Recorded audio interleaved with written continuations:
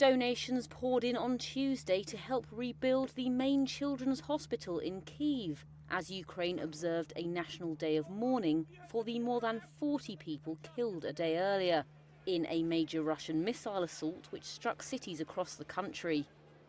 The Amaravati Children's Hospital, one of the largest in Europe, was devastated during the attack. The UN Rights Head of Mission, Danielle Bell, had a team on the ground.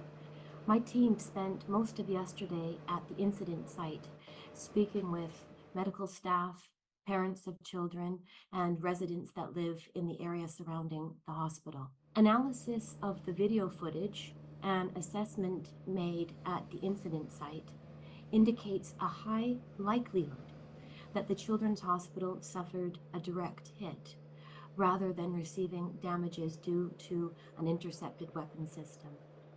The Ukrainian Security Service also said the hospital was directly hit, releasing photos on Tuesday of what it said were fragments of the Russian missile that struck it. Moscow denies this, saying the hospital was struck by Ukrainian anti-missile fire without providing evidence. Rescue efforts at the hospital ended early on Tuesday with 2 dead and dozens wounded. Flags flew at half-mast in Kyiv as the search concluded. And elsewhere in the capital, dashcam footage appears to show the moment a maternity clinic was hit during an attack on Monday, where at least 7 people were found dead. Rescuers also dug through the rubble of a partially destroyed residential building hit by another missile. President Volodymyr Zelensky said on messaging app Telegram that more than 100 buildings were damaged in the attack and 400 people were involved in the rescue effort.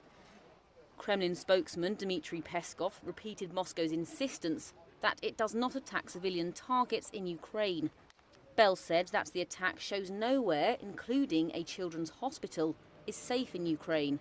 670 child patients, mainly inpatients, were there, together with more than 1,000 medical staff. At least 2 children were killed, including a female doctor, and at least 50 were injured, including 7 children. Staff had moved the children to a bunker yesterday morning when the air raid sirens first went off. Otherwise, the casualties would have been much higher. Big Ukrainian businesses rushed to announce donations for the hospital. And while there was no available figure, as of Tuesday, Reuters calculations put the amount raised from Ukraine's corporations at about $7.3 million.